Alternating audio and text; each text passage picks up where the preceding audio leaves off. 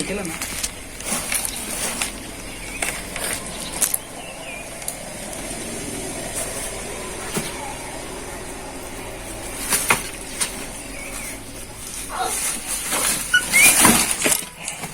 त्याचे हाताने पाय बांधा फक्त बस.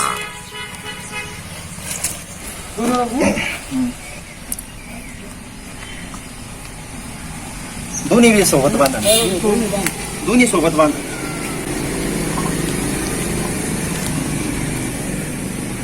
डॉक्टरकडे नेलं ना, फक्त तोंड पकडायचं, असं चावून नाही द्यायचं त्याला. ते कुत्रं चावलेलं आहे त्याला 100% वाटतं, म्हणूनच ते ढिल्लं पडले. हात बांधा, धरा बिंदास हाता. आता समजा पूर्ण चांगलं राहिलं असतं, लगेच अंगावर धावलं असतं, चावलं असतं, मारलं असतं त्यानं. थोडं आजारीच आहे ते. दम्मन असं म्हणजे हलका हाताने पकडलेलं, असं दाबलेलं पण नाही त्याला जास्त.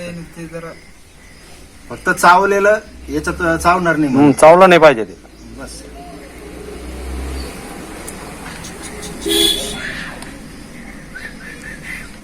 ते दात लागला काय डॉक्टरला बघायला सांगा कुठेतरी.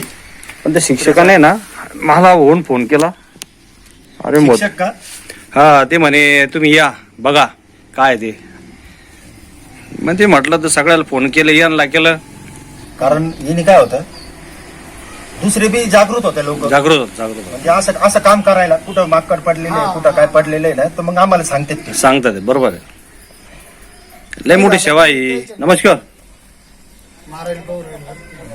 अरविंद शेवाळे बोलतो बोरसरून. काहीच नाही, सकाळी आमच्या ते शिक्षकाने सांगितलं वाहनात पडलेलं आहे म्हणे, 2-3 दिवस बसून कोणी काय बघायला तयार नाही. मी नेमकं पावसामुळं घरी होतो, आलं गावात तर सांगितलं. मग ते पवार साहेबांना बोललो, आमचे मित्र आम्ही दानार ते, त्यांना वैजापूरून बोलवलं. हा, त्यांनीच रेस्क्यू केलं. हा, त्यांना पण बोलवलं तुम्ही. हो, बोरसरला आहे ना. हा,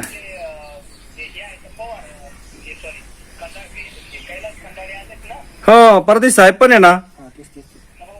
हो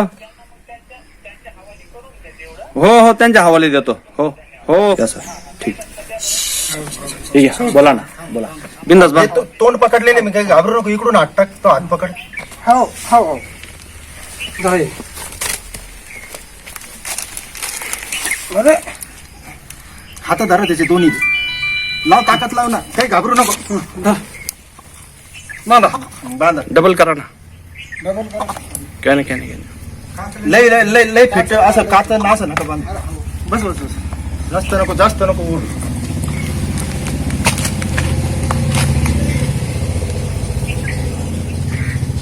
हात काढी मर का तो. बस बस काय आता इंजेक्शन द्यायला म्हणजे अडचण नाही ना डॉक्टरला बी. झालं का? बस, हात काढील बर का तो. काही अडचण नाही. ते काय झालं ना.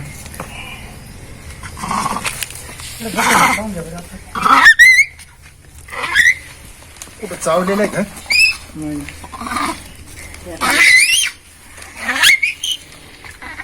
तक्ष कुठं? थांब.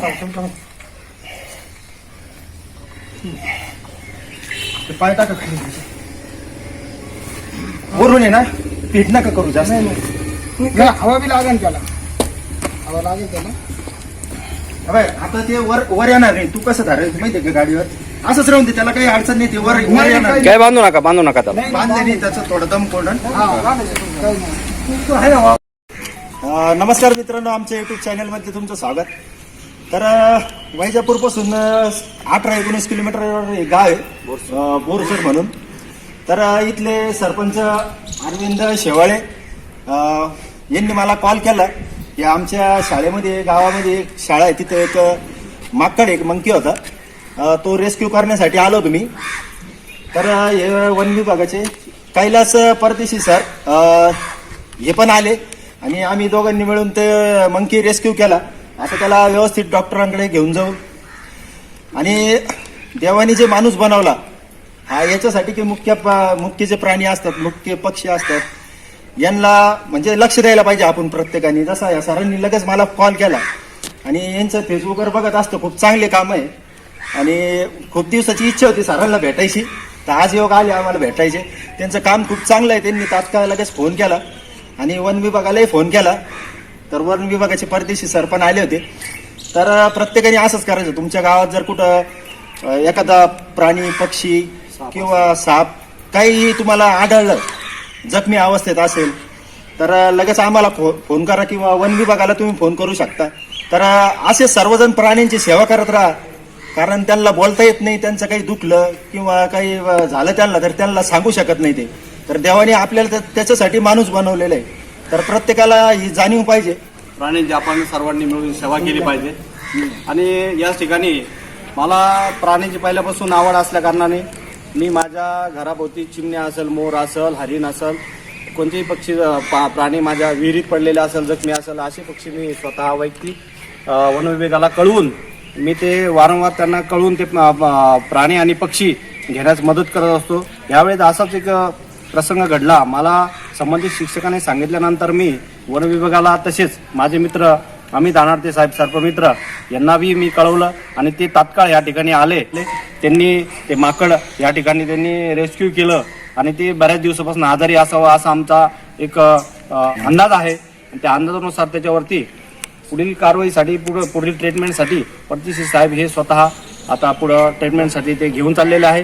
मी एकच सांगू इच्छितो की यानंतर कुठेही तुम्हाला प्राणी आढळला असतात, हे प्राणी म्हणजे आपणच त्यांची सेवा करायची आहे आणि प्राण्यावरती आपण चांगल्या प्रकारची जर त्यांची सेवा केली तर ते सुद्धा आपल्याला सहाय्य करत असतात. म्हणून कोणताही प्राणी मारू नका. साप असेल, हरिण असेल, माकड असेल, याला कोणत्याही प्राण्याला तुम्ही मारू नका, कारण मारणं म्हणजे हा कायद्याने गुन्हा होऊ शकतो.